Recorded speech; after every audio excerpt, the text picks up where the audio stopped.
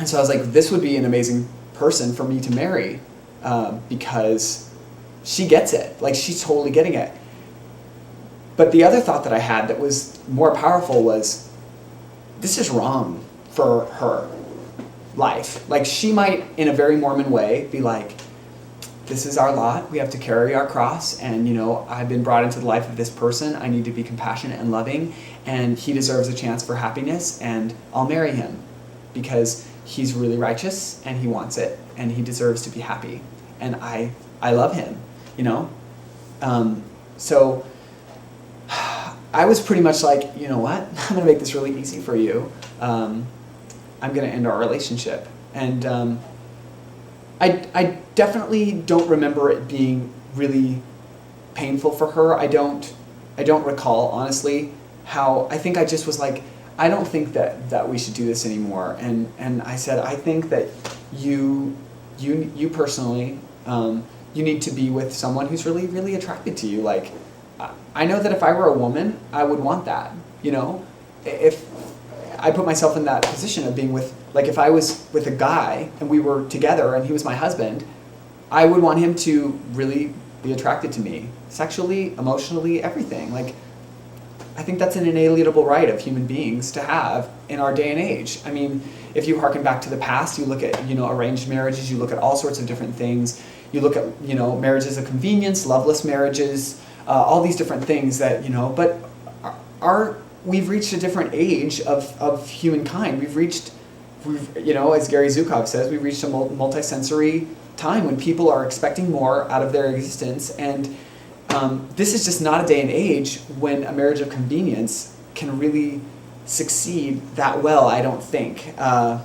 There's just so much out there that's like, be in love, feel love, have amazing sex, have an amazing relationship, I think partially that's why the divorce rate is so high, because people really have that expectation that they're going to really have those fireworks. And so I just was like, you know what?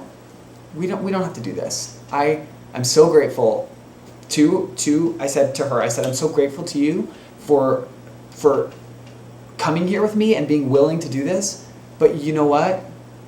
Like, I release you. Release it. I was like, you don't have to do this anymore. And I feel like you're just an amazing soul, and thank you so much for this. And here's the other thing that I haven't mentioned, is that after those original experiences of me feeling so much emotion, just sitting across the table from her and just being like, oh my gosh, like, this is happening. This is actually happening. This thing, this marriage to a woman is coming into sight. And I think, after probably a month of like feeling those feelings of like, just, wow, this is awesome, I started to just be like, oh, okay. My feelings were not blossoming. My feelings were not growing. My attachment to her was not forming.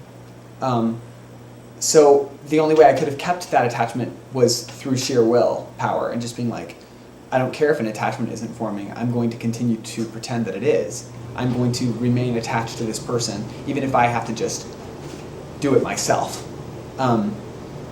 So all the while I was very concerned, because, I was like, this is not forming the way I want it to form.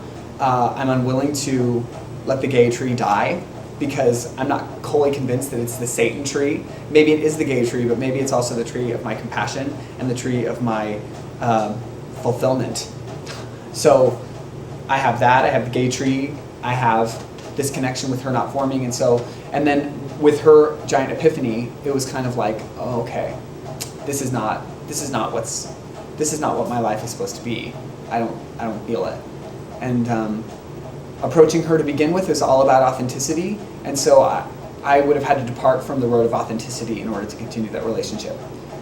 And I'm very grateful that I did not depart from that road of authenticity, because that is what we're here to do, in my opinion. We're not here to prove that the church's stance on homosexuality is correct by overcoming it, because, we're expected to, as gay Mormons, if you're still in the church, you're expected to be this perfect gay Mormon, which means that you strive diligently to prove that the church's stance on homosexuality is true, that it's overcomable, that it doesn't really exist. And, if you can marry a woman and be happy in that relationship and you can have children and you can do all these things, then you've validated the church. Here's my thing. If the church is actually true, then the church does not need me to buttress it. Truth stands alone. Truth stands no matter who stands with it. Truth is truth. You do not need any followers. If something is true, it will always be true. It will never change. So, if the church's stance on homosexuality is true, they do not need me to prove it's true by being like a warrior on the battlefield of Zion and like one of the stripling warriors who's out there fighting to make sure that everyone understands that homosexuality is overcomable. Maybe it is, maybe it isn't. Who know? I mean, for me, the truth of the matter is that I don't feel any need to overcome it, and because I'm whole, I'm complete, and I can have happiness. Again, getting ahead of myself. But so the next aspect of my journey, which you had asked me to discuss, is I shortly after ending this relationship, I spent a year basically being kind of angry at God because I felt so betrayed. I really did. I felt like you inspired me to ask this girl out. You have brought me to this point. You know, and then in the clutch, in the moment when God could have showed his hand and helped me to form an attachment that was real and authentic to this woman who was clearly willing to accept my situation at face value, who was clearly willing to explore it enough to try to understand it and then be given that understanding, I was like, God, the least you could do is make this, sort of whet my appetite. Give me something. Give me stirrings toward this woman. I don't need stirrings. I don't need to feel attraction to every woman on earth. I don't need to necessarily feel this draw toward the female anatomy. I just want to feel an attachment forming with this woman. And I was really let down. I felt really, really upset because I was like, thanks a lot. I have done so many scary things here, and then after being angry, I was like, clearly he did not want me to marry this woman, or else he would have given me authentic feelings toward her. And so then I was like, well, I don't need to be angry at God then, because if he didn't want me to marry this woman, then I shouldn't be marrying her. And then I was like, well, if he doesn't want me to marry her, maybe he doesn't want me to get married at all. And that's when I was just like, you know what? I'm tired of living in this middle ground. I'm going to start seriously dating men and being really, really open to that. And I'm going to, if I meet a man that I like, then I'm going to be fully sexual with him. And up to this point, I had definitely explored certain areas of my sexuality with certain men, but I had never really gone very far, So why did you choose a relationship with a man as opposed to celibacy? Because I've never really been able to be celibate. I've never ever my mission is pretty much the only time that I wasn't at least making out with people and dry humping.